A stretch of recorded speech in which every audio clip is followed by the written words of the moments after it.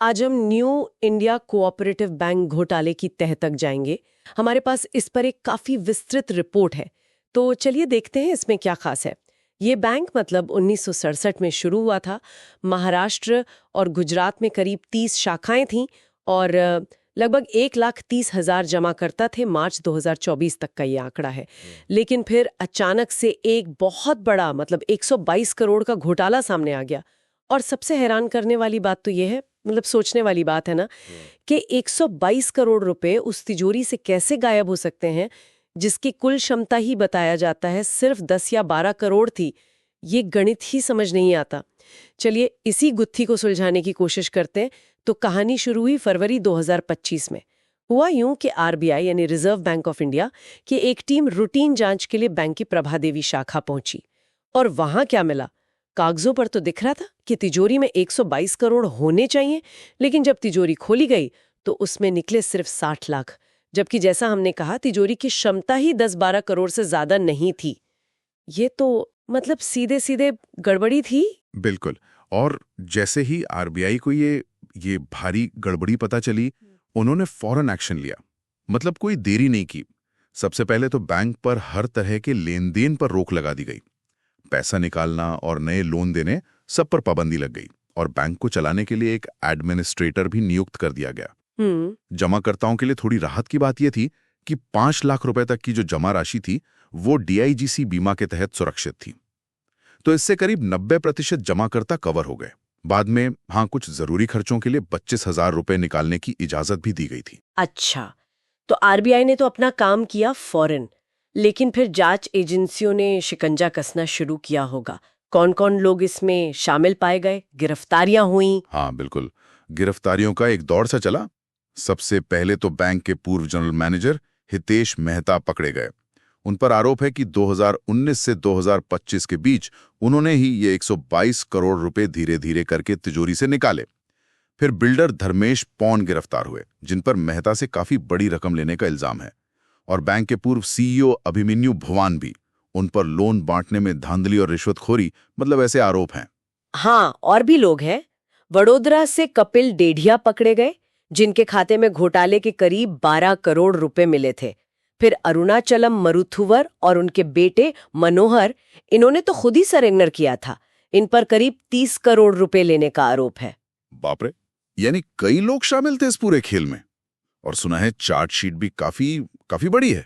हाँ, चार्जशीट कोई छोटी मोटी नहीं है। 12,600 पन्नों की चार्जशीट दायर हुई है। इसमें कुल 10 मुख्य आरोपी हैं और इनमें बैंक के पूर्व चेयरमैन हिरेन भानु और उनकी पत्नी गौरी भानु भी शामिल हैं। लेकिन वो दोनों तो फिलहाल फरार हैं, उन्हें भगोड़ा घोषित किया जा चुका है। तो सवाल फिर वही उठता है कि आखिर ये घोटाला किया कैसे गया? मतलब 22 करोड़ रुपए तिजोरी से निकालना, वो भी इतने सालों तक, और किसी की नजर में नहीं आया। ये कैसे मुमकिन हुआ? देखिए, तरीका काफी शातिराना और कई परतों वाला लगता है। पहली बात तो जैसा आपने कहा, तिजोरी का मामला, तो उसके रिकॉर्ड्स में हेरफेर किया गया। मतलब कागजों पर हमेशा कैश ज्यादा दिखाया गया, असलियत से कहीं ज्यादा। अच्छा। दूसरा, हितेश मेहता पर जो आरोप है वो ये कि वो नियमित रूप से मतलब धीरे धीरे करके कैश निकालते रहे और ये कैश कथित तौर पर बैग में भरकर बैंक से बाहर ले जाया जाता था। सोचिए जरा। हाँ। तीसरा, ये पैसा फिर आगे बढ़ाया गया बिल्डरों को, ठेकेदारों को, मतलब जो भी इनके साथी थे। चौथा, ईडी यानी इन्फोर्समेंट डायरेक्टरेट की जांच भी चल रही है इसमें, और उनकी जांच में ये सामने आया कि ये पैसा सिर्फ यहीं नहीं रहा, बल्कि हवाला चैनलों के जरिए मतलब गैर कानूनी तरीकों से देश के बाहर भी भेजा गया। विदेश भी? कितना पैसा? हाँ, करीब 45 करोड़ रुपए। ये रकम हिरेन भानु, जो पूर्व चेयरमैन हैं, उनसे जुड़ी विदेशी कंपनियों तक पहुंची। ओहो। और ये सिर्फ कैश की हेराफेरी का मामला नहीं था।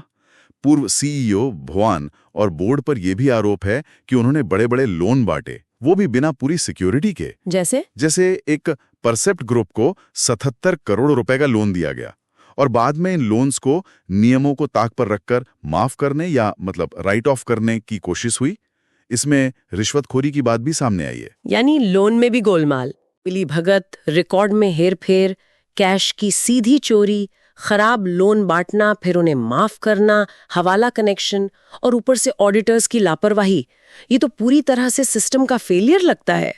जांच अभी कहाँ तक पहुंची है? कुछ रिकवरी हुई है? हाँ, जांच मुंबई की आर्थिक अपराध शाखा ईओडब्ल्यू और ईडी दोनों कर रही हैं। और रिकवरी की बात करें तो अब तक महाराष्ट्र, गुजरात और बिहार में फैली करीब 167 से 168 करोड़ रुपए की संपत्ति जब्त की जा चुकी है। अच्छा, ये तो कुछ राहत की बात है। और बैंक और जमाकर्ताओं का क्या हाल है फिलहाल? क्या वो अपना पैसा निकाल पाए हैं? देखिए, बैंक पर आरबीआई की पाबंदियां तो अभी भी जारी हैं। हाँ, वो 25,000 रुपए वाली सीमित निकासी की इजाजत है।